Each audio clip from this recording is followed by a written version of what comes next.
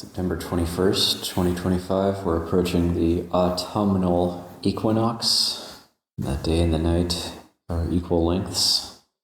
So time is passing, the days and nights are relentlessly passing. And I've reached a point in my own life where people are now coming to the monastery and ordaining who were born after I was in the monastery. like Anagarika, Andreas. So I feel old, starting to feel old. I guess some people might think that I'm not old yet. But one thing I've been reflecting on in terms of practice is that it's quite interesting that, because now I've met a large number of people and seen a lot of people who are practicing, and that sometimes people who have been practicing for a long time and done a lot of retreats and even lived in monasteries for a long time and had a lot of good meditation experiences, even possibly deep samadhi experiences, and yet there's no lessening of anger or even greed, things like that.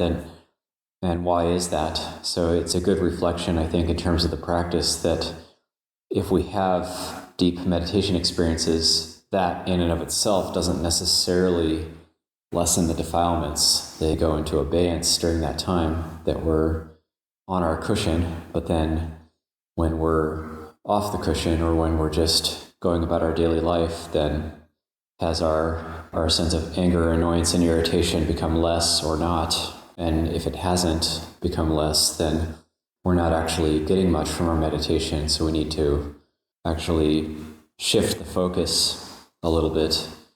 And I believe the reason for this is that there's certain qualities the Buddha talks about that we need to be cultivating in our daily life, not just when we're in the meditation. So these are these qualities that Luang Por Liam was emphasizing when he was here, these qualities of forgiveness and kindness. And so we might be able to, I've heard it described by one Ajahn that when you have samadhi, and if you think of like the defilements are like grass, and the samadhi is like setting a rock on grass. So you can't see that grass, but it's not dead. It's still there. And you when you're not in samadhi, then you pick the rock up and the grass just kind of like lifts back up again. So that's where insight comes in. But then to do that, we need these qualities of kindness and compassion and humility. Those are really, really important. And to temper the meditation practice, and then thus tempered, then we can overcome our temper, we can overcome our anger and aversion. Or sometimes somebody has a really strong meditation practice, but then say thoughts of greed and clinging and attachment are not really lessened by it. So there's a lot of happiness and contentment in the meditation, but then outside of the formal meditation periods, there's maybe not much of a lessening of clinging and attachment. And why is that? It's because we haven't really put in place those practices of, say, asubha, doing the body contemplation, really doing it regularly, really finding ways to practice in a way that's going to cool the clinging and the attachments in the heart. Even if it's something like walking down the trail and noticing a dead animal on the side of the road or something, and just stopping and contemplating it for a bit, and noticing that our body is of the same nature. We have animal bodies, and they are of the same nature, and we try to hide the unpleasant aspects of them through having to constantly wash ourselves and put nice smelling things on ourselves. But then if we don't constantly do that, then it gets through pretty quickly.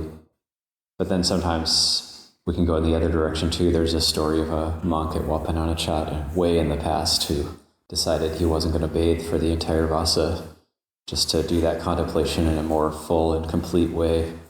And Ajahn Pisano actually halfway through the Vasa ordered him to bathe. it's living in community. We're living in community, so we do have to have, that's coming back to that quality of compassion. So coming back to that quality of just actually not just focusing on one's own practice, but caring about others as well. Supposedly there was something that resembled old cheese covering his entire body that he had to kind of scrape off. Especially in the tropical climate. It's very kind of, the Vasa in Thailand is, especially a place like Wat Pah Nanachat, it's like, I've heard it described as like a moldy orange in the bottom of your refrigerator. It just kind of festers. So it's not that we don't look after ourselves, but just to know that this is the true nature of things. And we're not trying to interpose the Buddha's teachings on something that doesn't exist. The Buddha's just trying to point out what's the true nature of things, that this is just the way it is, and then just to not resist it, but to accept it. And then I think that the mind can really start to let go of some of those defilements that might come up in our daily life and come to torment us, or as Ajahn Mahabhu would say, stomp all over the heart. The defilements stomp all over the heart, and we can stop them from doing that. So leave that for reflection this morning.